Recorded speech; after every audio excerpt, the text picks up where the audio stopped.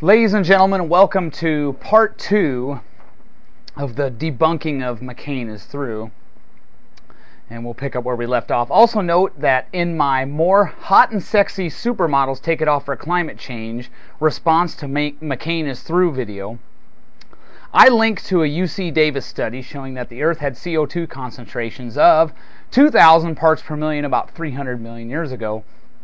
That's over 4 times the current concentration. I don't think mccainisthrough is dumb enough to dispute that the SUVs cause that. Her link to Goddard Institute of Space Studies data is misleading. That's a link on the right side of her channel. It uses 1951 to 1980 as a base period. Several hot years in the 30s are obviously excluded. Did she think nobody would check her references? She also leaves this part out.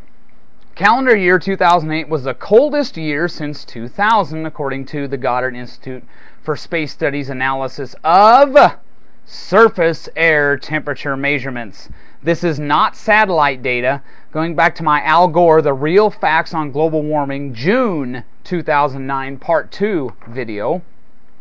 I linked to a study by Anthony Watts showing major flaws in most of these surface air measurements.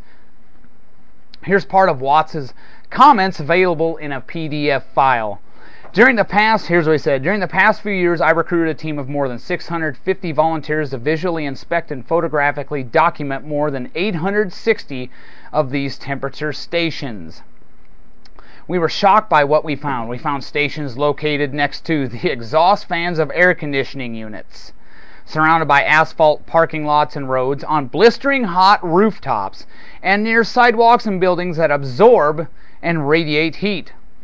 We found 68 stations located at wastewater treatment plants, where the process of waste digestion causes temperatures to be higher than in surrounding areas.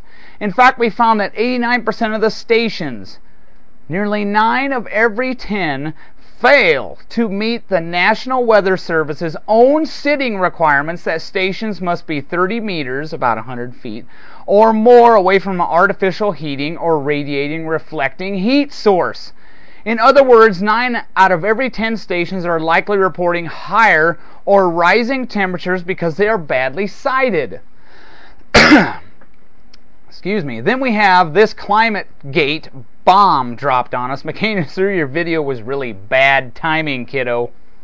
Scientists at the University of East Anglia have admitted throwing away much of the raw temperature data on which their predictions of global warming are based.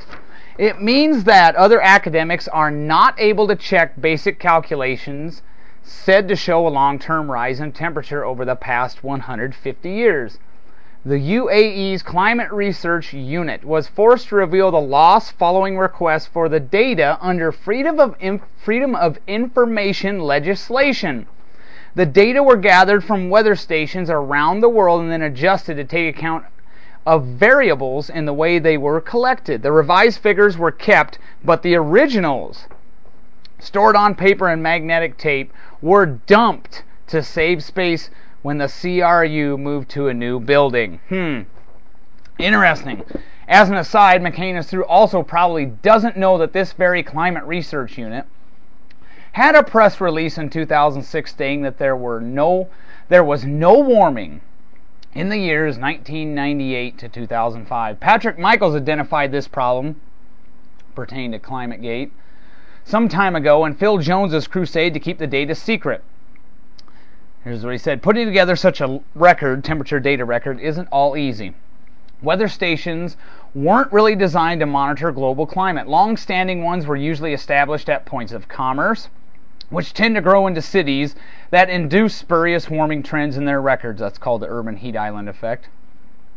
Trees grow up around thermometers and lower the afternoon temperature. Further, as documented by the University of Colorado's Roger Pielke Sr., many of the stations themselves are placed in locations such as in parking lots or near heat vents, where artificially high temperatures are bound to be recorded. So the weather data that go into the historical climate records that are required to verify models of global warming aren't the original records at all. Jones and Wigley, however, weren't specific about what was done to which station in order to produce their record, which, according to the IPCC, showed a warming of 0.6 degrees Celsius plus or minus 0.2 degrees Celsius in the 20th century. Now begins the fun. Warwick Hughes, an Australian scientist, wondered where that plus minus came from, so he politely wrote Phil Jones in early 2005 asking for the original data. Jones's response to a fellow scientist attempting to replicate his work was, "We have 25 years or so invested in the work. Why should I make the data available to you when your aim is to try and find something wrong with it?" Reread that statement, for it is breathtaking in its anti-scientific thrust.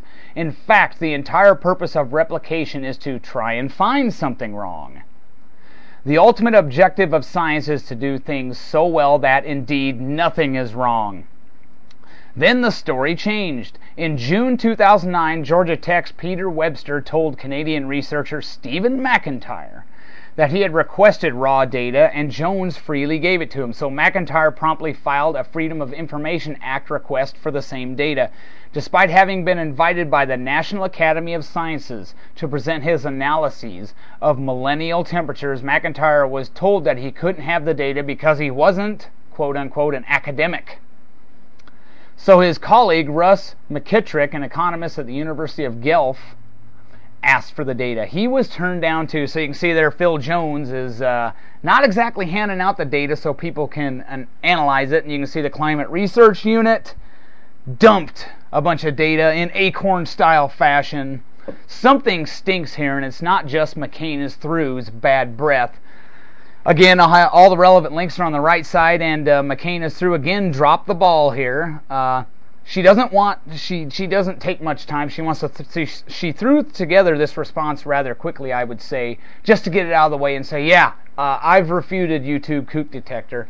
And if you didn't already know it, mccainisthrough, any global warming video you put up, we are going to respond to, we are going to refute. So go get your best Al Gore, James Hansen, copied off the television, copied off the internet, some egghead journalist flapping their gums about global warming, and we will respond to it. That's the way it is.